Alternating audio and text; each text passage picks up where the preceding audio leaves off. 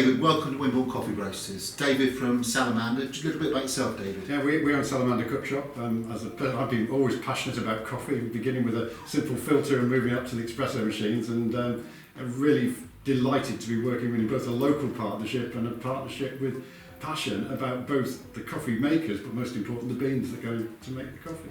That's brilliant here. Well, I'm Cheyne. I've got a background that goes back many years to enjoying coffee as well. My dad's deli in Swanage in 72. And now I've got my own coffee roastery, and it's very much like what you say. We're looking at the community aspect. We like to support our friends in Wimborne, yourselves and our customers, but also the coffee farms in Peru and Africa. And our beans, by that very definition, are a speciality bean which comes from farmers who really care about what they do. You can really taste the difference. Yes, I think, and that's the reaction we get from all of our customers now. The machine is wonderful, the sight to behold, but tell us about the roasting, Cheyne. David, the roasting is really what I'm passionate about. It's all about a really long, slow roast, as if you were roasting a really nice piece of beef. And it depends on the beans that you get, and it respects the beans that you get. So if I'm getting really good beans from Africa and South America, I want to give them the respect that they deserve. And at the end of the day, that's the bit. Every single minute of the roast, which takes about 15 minutes, is monitored, it's recorded, and then it's tasted, and then it all depends. When that comes out, the bit I get the satisfaction from is the customers. And our customers are both retail and hospitality. So it all comes back. It's not about world domination of coffee roasting. It's about doing what I enjoy doing and actually delivering a quality product. Right there, we're following through from the beans and all that we are passionate about. It does need to be followed all the way through to the people at home who get our beans, and also our wholesale customers. And I don't like using the word wholesale because it sounds a bit impersonal, but two great friends that they've become over the last 12 months are George and William from Crowspotters in Christchurch and New Forest, who really do get our beans and have been really supportive of what we're about. So George and William, over to you. Tell us a little bit about yourselves and what you see. Yeah, so we've had the pleasure of using Wimborne's coffee beans over the last sort of 12 months, like you say, and they've gone down to storm in the cafe. For espresso is what we predominantly use them for, but I think with all of the home equipment here, it's about using the beans as best as they can, if you like, and how to get the best out of the passion that the farmers in, like you say, Peru and Africa really put into it, and you can really taste the flavour when it's roasted with the passion that we have here. So George, you make coffee for customers every day in your coffee shops using high-end, top of the range coffee machines. The nearest we found for the domestic use, and their slogan is cafe standard quality of coffee at home, is the Sage machine. And this is one of the top-end machines that does a lot of the thinking for you. But what I like about it is as you develop expertise over time, you can make more of the choices yourself. But actually it becomes pre-programmed. So what we're going to do is make a cup of flat white to start with. This has a built-in burr grinder. A burr grinder is important. Why is a burr grinder important? Well, I guess because it can affect the coarseness of the grind, which can later affect the flavour of the coffee itself. So let's make a grind for a double shot.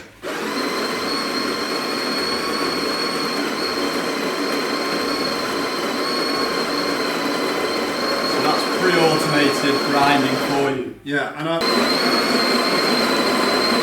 what it's done is the amount of time and the grind amount and the grind coarseness, which as far as I understand is one of the critical things, is preset for you. So we've got the portafilter with a double shot in, and then we're going to cross to the brewing stage, and we put it on much as I imagine you do in the shop, and we're going to go for a double shot, and we can on this machine warm the cups as well. It's also got the hot water. One of my surprising learnings was an Americano is simply putting hot water into an espresso shot. I think it was the Vietnam War where the American soldiers didn't like to have a straight espresso, so they put hot water in. It led to the Americano. Anyway, let's move to the brewing. You just touch the button. It's got a thermojet heating coil in this. And again, the amount of water coming through is preset. So the extraction time is preset, the grind coarseness is preset, and the amount of coffee that comes out. So like you say, anyone at home can make it. But if you want to tweak it or adjust it, you just go into manual and you can do that for yourself. Looks good. And it's interesting, on some of those good machines, the thing you don't seem to get is a good crema. I mean, I don't know, let's pass your test. That looks good to me. It's good. Okay, the next bit, so that's a beautiful drink. Do you prefer a straight espresso? I certainly do in the evening. I mean, for us, the authenticity of the beans are shown better in an espresso than when with milk. I'm a flat white drinker myself, but you like an espresso, don't you? Yeah, I like an espresso. Yeah. I mean, I like both. In the morning, I don't think I could do it at breakfast. But Yeah, no. but anyway, the other feature of this, and it seems to be, milk is where when you go into a cafe that's not as good as yours, milk seems to be what they get wrong. What's important about the milk? I think for me it's a smooth, sort of silky, they call it microfoam. So you're obviously letting air into the milk to create the foam and then heating it up in an even way that distributes that foam throughout the milk. Okay. Well, we'll just get rid of the coffee. This is very popular in my household because when I used to walk over to the kitchen bin, I always used to somehow miss it. But that's a quite neat and clean way of getting rid of the coffee. Sage, apparently, it's an Australian company, Sage, and they spent 6,000 hours testing this wand, and unusually the milk sits on a temperature sensor, and you touch it and it takes it to 65 degrees, but you also can adjust the temperature if you wish. So you just touch that and you start frothing the milk. It's really important. Like you say, in some cafes, you can get the milk wrong. You can taste if it's gone too far or not enough, and you can. But they do say 65 is the optimal for the temperature. foam. Yeah. Some of the customers do like it, they ask for extra hot, and the balance is still getting the foam right, even if it's hotter than 65 degrees. So you hear it's coming to the stop, and the temperature's 65. The other thing this machine does, it actually flushes itself afterwards, which is quite nice. Now the bit I'm less good at, and you'll be better at, I'm going to do one, is just pouring the milk in like that, and okay, we've got a reasonable flat white. But I'm going to give it to you to do the second one. You might be better at it than me, the temperature may not be right, but It looks good milk. No pressure.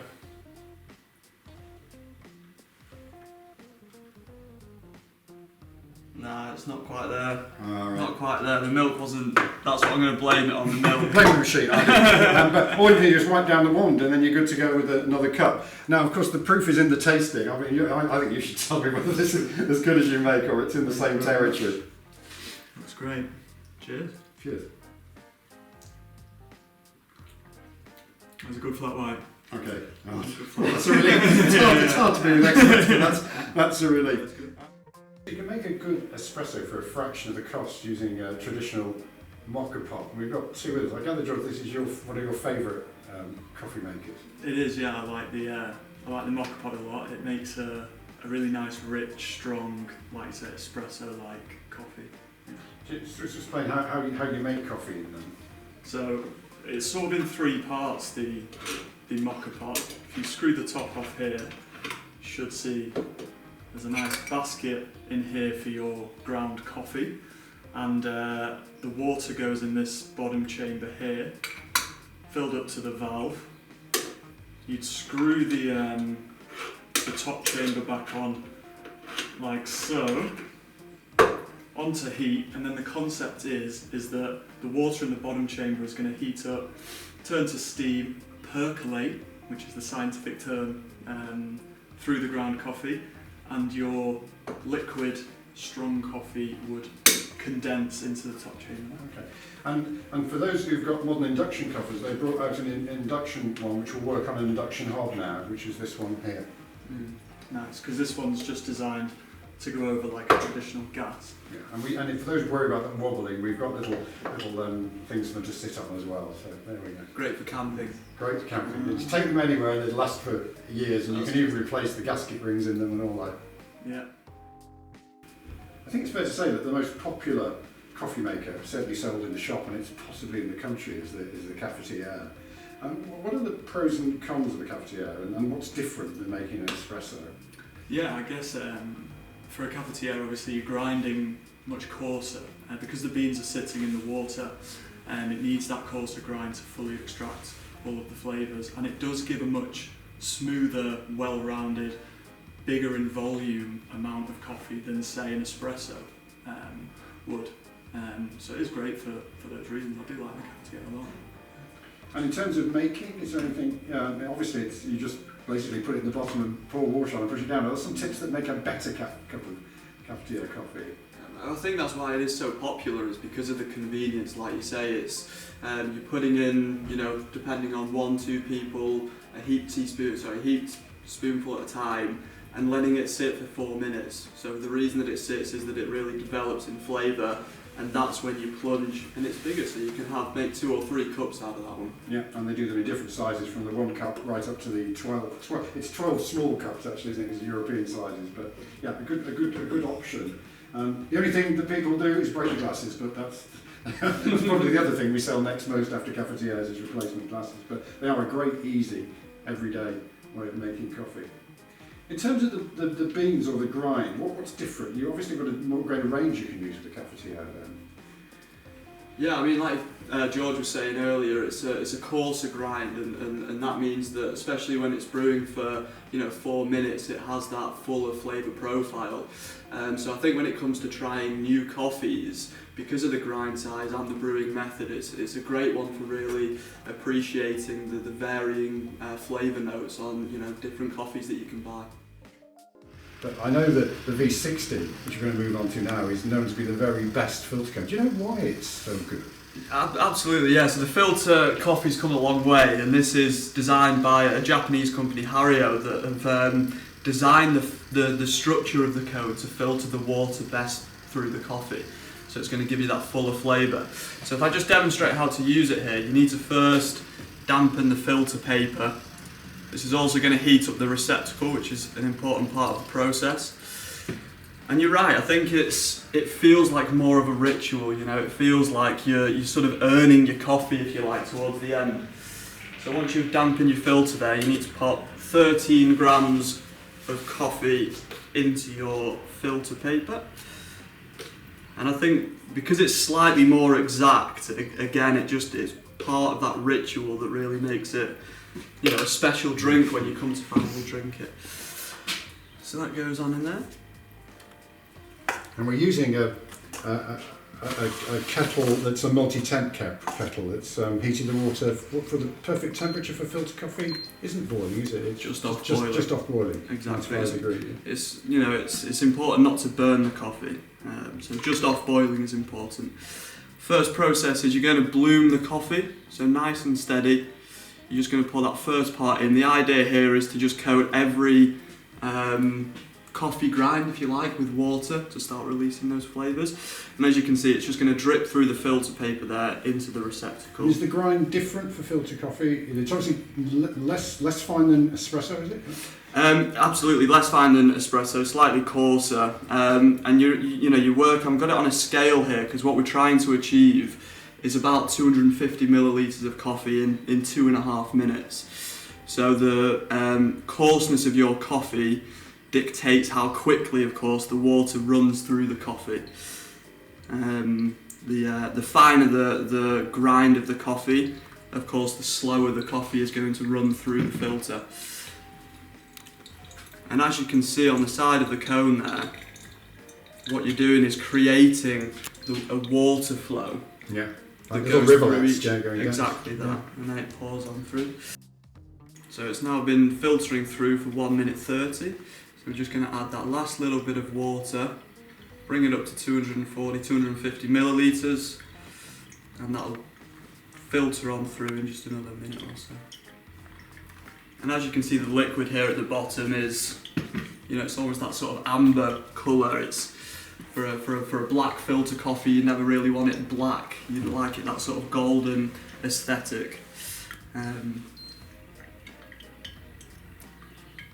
So the different blends of coffee, this method would really allow you to taste the difference in the different blends, is that right? Absolutely. I mean, it's, in comparison to the espresso blend, it's not short and sharp as it takes, like the French press, several minutes to brew. It's just going to give you that slightly, wider range of flavours, if you like. It's going to be a prolonged caffeine hit as opposed to that short, sharp espresso. You don't get a crema. I mean, people like the crema, but does that matter? What's the important? No, so the crema is produced through the espresso machine because of the pressure that it's pulled throughout. The reason that this has no crema is because it takes several minutes to filter through. I mean, this also introduces us to different grinders. I know there's about 3 different grinders we've had in the shop. Obviously, the cheapest is the blade grinders, which you feel a bit uneasy about. People tell me that they burn the coffee and it's very uneven. So you probably don't recommend those, I would imagine, but they are a very easy way of grinding. They're an easy way of grinding, and look, it can be a technical process, but I think for home consumption, the other beauty of this is, you can use it with a home grinder. They're doing hand grinders. Yes, we've got a number of those hand grinders, which perfect. And then you can go up a scale. I mean, we're just behind the machine at the moment. We've got the professional machine that obviously Cheyne uses in Wimborne Roasters. But I mean, I think we've stocked a Wilfer machine which has a lot of variable choices in your grind. Perfect. I mean, when sorry to interrupt you there, when you look at a display of brewing methods like this, the Wilfer grinder, where it clearly states exactly what you're grinding for, is it's almost the best one that you can have for that very reason. The more expensive, I guess, the grinder, the more consistent the grind of coffee is going to be, and so the more consistent your enjoyment of And if you brewing. go for pre-grind, you don't want to do the grind. I mean, how long could you keep ground coffee for, roughly? I mean, obviously you can keep it in an airtight container, not in the fridge. Not in the fridge. No, it's listen. The first couple of months is when you're going to get your best cup of coffee. So for a couple of weeks, a pre-ground coffee is acceptable. A couple of weeks is prime. If you're not drinking 3-4 coffees a day, it'll still be beautiful for a month or so. I'd be reluctant to advise drinking coffee any longer than sort of 3-4 months roasted. But there's the supermarket coffees. What's the difference, and why is using not just its provenance, but a roast from a local roastery where there's great pride and care taken in the coffee? What's the difference? I think that's exactly it. It's the pride, it's the passion. It's when it's roasted small batch, you can really appreciate the effort that's gone into creating that. When it's not mass produced like all home cooking, home brewing, you can taste the passion that's gone into it. And as far as all these brewing methods go and the coffee that you buy, I think it is important to source the sort of best quality that you can. And often the supermarkets, unfortunately, just don't have that connection to the farmer that's so important. Should we taste some of this one? Please. Be my guest. So as you can see there, slightly off black. And there's your V60. Very different to an espresso, but lovely, is what my reaction. Of course, yeah. Yeah, I mean, the difference between a V60 filter coffee and, let's say, an Americano are two extremes, really. Yeah. Both beautiful in their own right, but yeah, this one is a sort of longer process, and that's reflected in the flavour profile. Okay, our last coffee maker we're going to look at today is the AeroPress. It's an American academic, Mr. Adler, who invented it. And again, very simple in concept, but has a real following. The basis of it has a filter paper you put in the bottom, so that's the filter method. Do you want to tell me about it? Well, it is a basic concept, but it is actually a very clever machine because it's using a combination of pressure and the filter, like you say. So this filter sort of slots in the bottom, and it's almost as easy as filling up this chamber with 13 grams again, approximately, of coffee, and your hot water is nicely marked on there, how many cups you would like, and then you're using this top part to essentially force the water through the filter paper and into the mug underneath, and it's as simple as that, really. The reason it's so clever is because it's combining pressure like you would get in an espresso machine with a filter like you would in, say, a V60, and really convenient. And I think it was originally developed because I think the person who invented it kept staying in hotels and being really disappointed with the coffee. And it was, it comes in a little bag so you can take it with you. And I think there's a new version that even comes with a cup that you fit underneath it. But again, it doesn't have to be complicated to make good coffee, which is one of the measures. Well, thank you, David and George and William. I think it's been really interesting to see the different methods that be used at home, and it's all about supporting local producers and supporting local communities. And on that basis, I think it's fair to say that we've agreed, haven't we, that people who use Salamander and buy any product that we've described today, they will get a sample bag of coffee, and through Wimborne Coffee Roasters offering a discount on our range specifically for people that have bought from Salamander. So thank you very much to everyone. And David? And I think it just brings home the benefits of shopping local, the benefits of dealing with people who have a real passion for the product, and what you learn from that extra knowledge that we share to get the very best out of the products and the very best out of something we have every day, a nice cup of coffee. And my hope is that when people drink a cup of coffee in a cafe or a restaurant, that they begin to really get the provenance of the coffee and understand, not in a belittling way, but they understand where the coffee's come from and the passion has come all the way from the grower through to the roast to their cup. And you can really taste the difference. And whatever you want to spend on your coffee maker at home, you can make a really good cup of coffee. And the other thing is...